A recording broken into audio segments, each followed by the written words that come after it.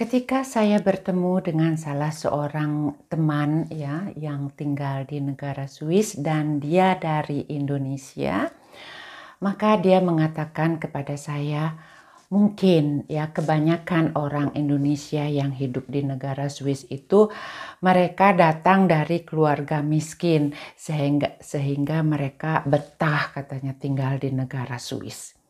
Waduh, saya terkaget-kaget ya, dan saya mengatakan berbalik ya bertanya, kenapa bisa berbicara seperti itu? Dia mengatakan kalau dia itu nggak betah hidup di negara Swiss karena di sini seperti pembantu. Yang maksudnya adalah semua harus dikerjakan sendiri. Apalagi katanya pusing kalau membuang sampah juga harus dipisah-pisah. Sampah ini, sampah itu semua harus dipisah-pisah. Dan semuanya harus dibikin sendiri dari A sampai Z. Sehingga dia itu tidak betah untuk tinggal di negara ini. Saya pun bertanya, sudah berapa tahun kamu tinggal di sini? Dan dia menjawab, Ibu, saya ini sudah 3 tahun Bu diam di sini, tapi nggak enak, nggak betah. Akhirnya saya dengan tersenyum menjawab kembali, kalau begitu kamu memerlukan 10 tahun untuk bisa mengerti dan hidup di negara ini sehingga kamu akan lebih melihat dari segi positifnya. Halo sahabat tercinta dimanapun kalian berada, jumpa lagi dengan saya Pribumi Bandung dari Switzerland. Semoga kalian semua ada dalam keadaan sehat dan sejahtera selalu. Amin. Teman-teman semua, di saat atau di kesempatan video kali ini saya ingin berbagi pengalaman ya, terutama kepada teman-teman yang berpikiran kalau hidup di luar negeri, khususnya di negara Swiss itu sangat enak. Namun ada yang seperti saya katakan tadi, salah satu teman kita yang sudah 3 tahun hidup di negara Swiss dan dia mengatakan hidupnya itu seperti pembantu di sini sehingga dia tidak betah.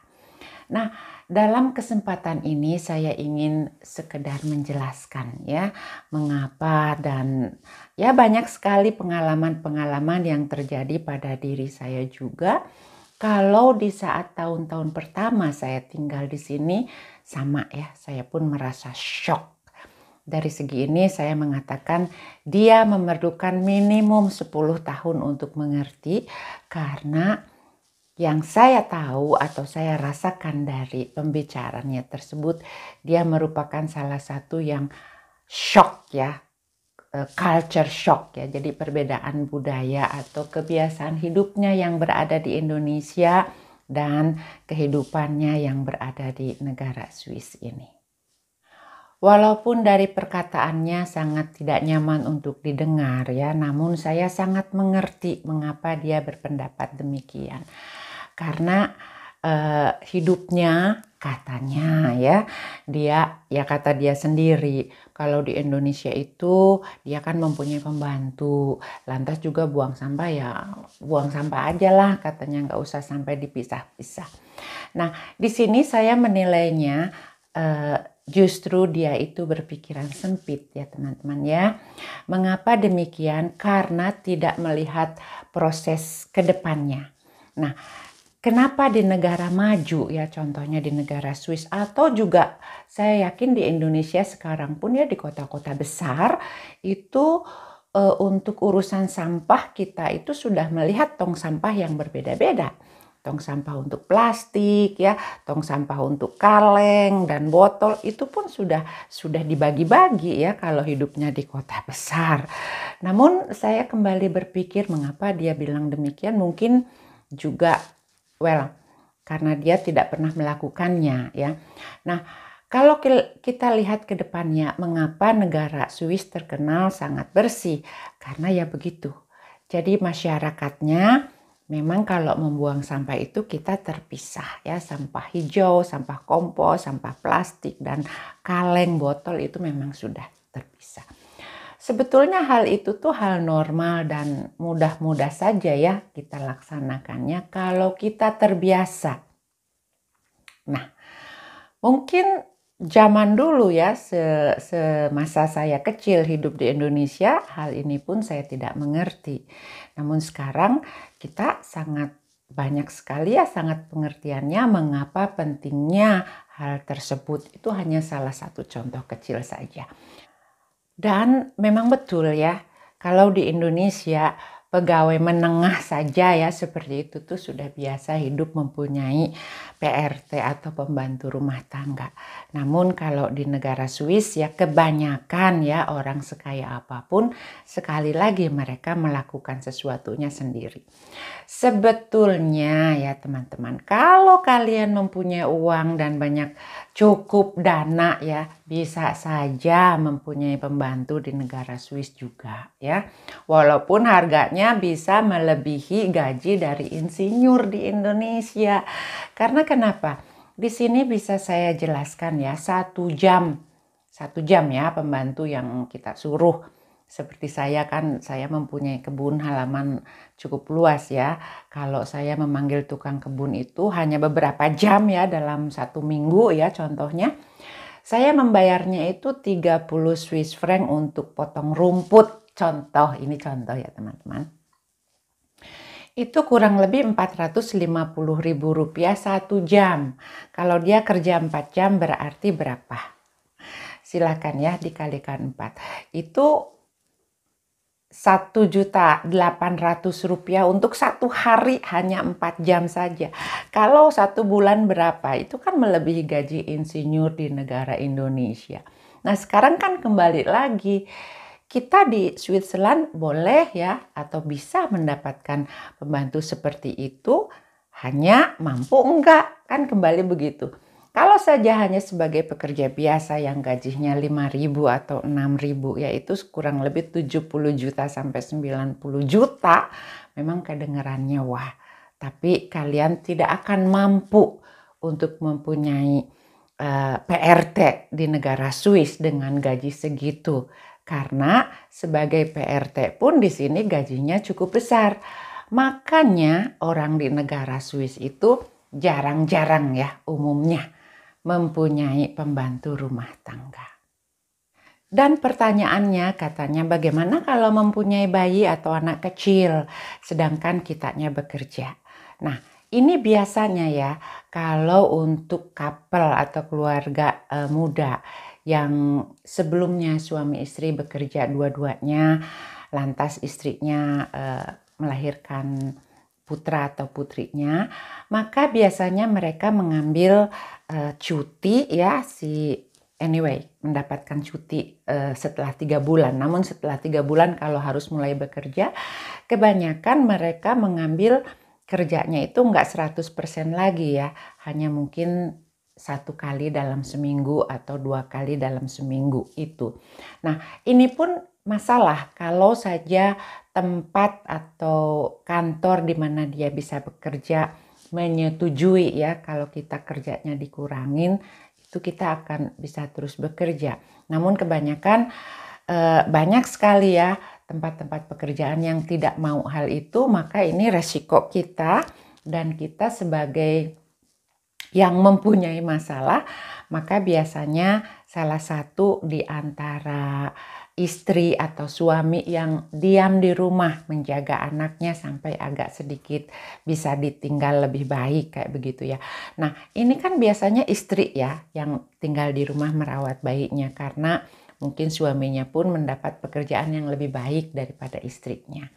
Nah hal itu tuh jadi diatur ya teman-teman ya. Jadi memang bisa juga kita mengambil babysitter ya, di sini pun ada. Hanya kembali lagi, berapa gaji pekerjaan yang kamu punya dan berapa gaji yang harus kamu bayarkan ke babysitter.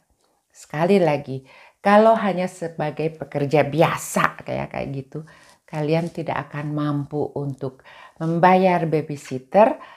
Karena itu banyak yang jadi ibu rumah tangga yang mempunyai bayi, mereka tinggal dulu di rumah sampai bayinya agak sedikit besar.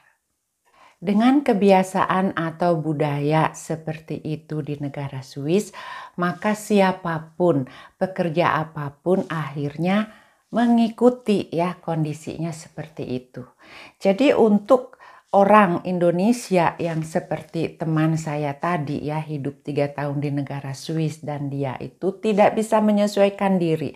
Jadi maksudnya ini dia masih shock ya dengan apa yang harus dihadapinya di sini, sehingga dia nggak betah ya, karena dia menginginkan hidup seperti di negara Indonesia yang semuanya udah beres sama pembantu atau bisa buang sampah sembarangan ya. Maka ini problemnya. Kalau kalian mengira ya hidup atau menginginkan hidup di negara Swiss seperti itu, ya sekali lagi harus punya uang banyak ya agar bisa membayar atau menggaji seorang pembantu seperti itu. Nah, untuk kalian yang mau bermanja-manja dan ingin hidup di negara Swiss, maka kalian harus tahu ini. Tidak seenak yang kalian duga ya. Jadi di sini itu yang sekaya apapun orang-orang sudah biasa melakukan semuanya sendiri. Tentu saja masih banyak hal-hal yang berbeda ya dengan yang ada di Indonesia. Justru disinilah yang saya katakan tadi, seseorang bisa jadi memerlukan waktu puluhan tahun untuk bisa lebih mengerti. Namun jika kita sudah mengerti dan bisa mengikutinya, sebetulnya banyak sekali hal-hal positif yang bisa kita dapatkan. Banyak sekali simpelnya hidup ya, jadi nggak ribet kayak begitu yang bisa kita kerjakan. Nah, saya bisa mengatakan ini setelah saya hidup di sini tuh 40 tahun ya teman-teman. Yang seperti saya katakan tadi di awal tahun-tahun pertama di sini pun saya merasakan aduh kayak gitu. Karena saya kan juga di Indonesia ya biasa hidup ada orang yang membantu, nggak usah mikirin makanan ya. Kalau lapar kita tinggal ngomong sudah datang di meja seperti itu. Namun kalau di sini kalau saya sekarang lapar, saya bangun dan saya membuat sesuatu untuk bisa dimakan. Nah, ini tuh sebetulnya simple sekali kalau kita sudah terbiasa. Sekali lagi teman-teman ya. Dan mengapa anak-anak di sini itu dari sejak kecil kita sudah ajari hidup sangat disiplin. Karena jika sudah umur 18 tahun, rata-rata anak-anak di sini pun ya sudah menginjak dewasa kayak begitu, mereka pun ingin hidup mandiri sendiri, mencari apartemen sendiri. Dan kita sebagai orang tua ya menyilahkan dia untuk mencoba hidup mandiri sendiri.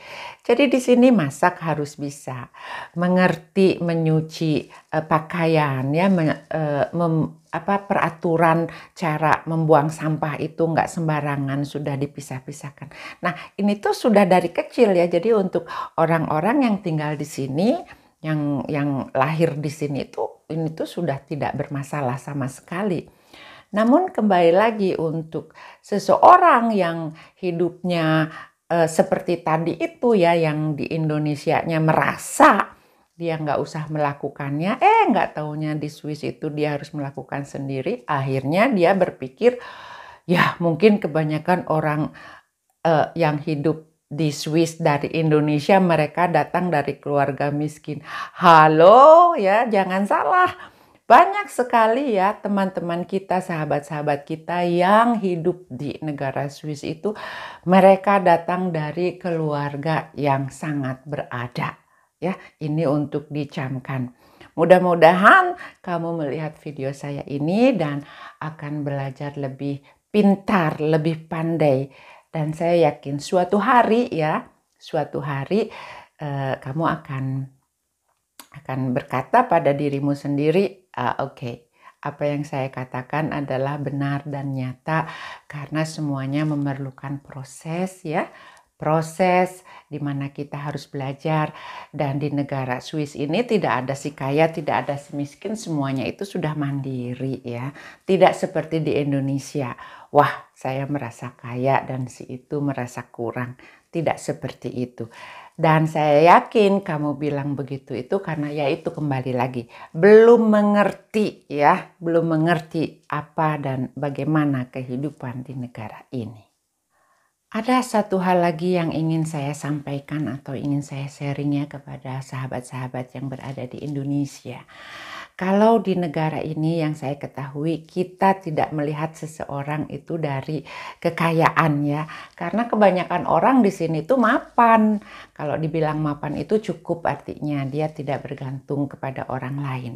Jadi kalau soal banyak atau tidaknya materi itu kan urusan masing-masing, yang penting dia mapan dan dia itu tidak mengemis-ngemis kepada yang lainnya.